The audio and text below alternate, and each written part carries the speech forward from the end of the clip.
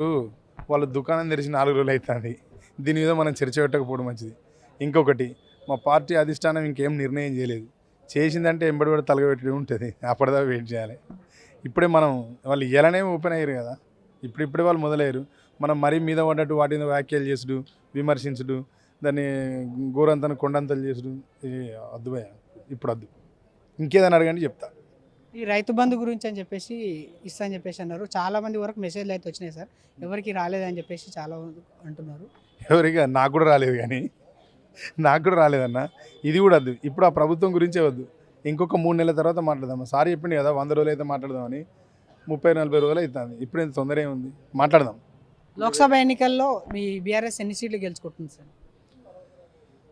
ఇది మంచి ప్రశ్న అన్న. చాలా సీట్లు గెలుస్తుంది.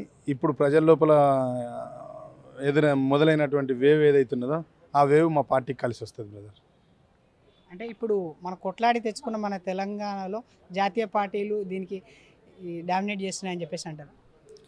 ఒకవేళ జాతీయ పార్టీలు కనుక డామినేట్ చేసినట్టయితే, జాతీయ పార్టీల హవా ఇక్కడ కొనసాగినట్టయితే 2 సార్లు మేము గెలవకపోదాం కదా. మేము 2 సార్లనే కాదు బ్రదర్, పార్టీ పెట్టినప్పటి నుంచి ఇప్పటిదాకా గెలుచుకుంటూనే వచ్చినాం. ప్రజలు మాతోనే ఉన్నారు గత 20 ఏళ్ళ నుంచి, 24 ఏళ్ళ నుంచి. ఈసారి మాకు ఏదో చిన్న రెస్ట్ దొరికింది భయ మా పార్టీకి, అంతే. మాకు రెస్ట్ దొరకడం వల్ల ఇక్కడ ఇతర పార్టీలు, కేంద్ర పార్టీలు హవా నడుస్తుందని నేను ఒప్పుకోను. కొంతమంది అంటున్నారు సార్, ఇప్పుడు ఎమ్మెల్యేలు అది కేసీఆర్ గారు మళ్ళీ ఇప్పుడు ప్రజాక్షేత్రంలోకి వస్తే మళ్ళీ 6 నెలల్లో బీఆర్ఎస్ అధికారంలోకి వస్తారని చెప్పేసి అంటున్నారు. దాని గురించి అది అది గాలి వార్త. సార్ అట్లాంటి ఏవి నాకు తెలిసి అయితే సార్ అట్లాంటివి ఎంకరేజ్ చేయడం అట్లా జరగదు. ప్రభుత్వం ఉంటుంది, దాంతో పోరాటం ఉంటుంది. ప్రజలకు కూడా అవగాహన వచ్చింది. ప్రజలు కూడా ఏం తప్పు చేసినది ఇప్పుడు రియలైజ్ అవుతారు. ఏం తప్పు నిర్ణయం తీసుకున్నారనేది ఇప్పుడు ప్రజలు రియలైజ్ అవుతారు. వాళ్ళ నుంచి మార్పు వచ్చే రోజు మాత్రమే వస్తుంది. ఇంకా గట్టిగా ఒక 5-6 నెలలనే చాలా బలంగా మార్పు వస్తుంది ప్రజల లోపల. అది చెప్పగలుగుతాను నేను. ప్రభుత్వం మారుతా లేదనేది నాకు తెలిసిన విషయం కాదు.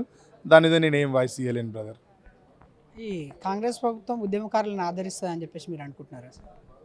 మేము ఉన్నప్పుడు ఆదరించినాం కదా, వాళ్ళు ఉన్నప్పుడు కూడా ఆదరించాలి. ఆదరించి తీరాలి ఎవరైనా సాధ్యమైనంత.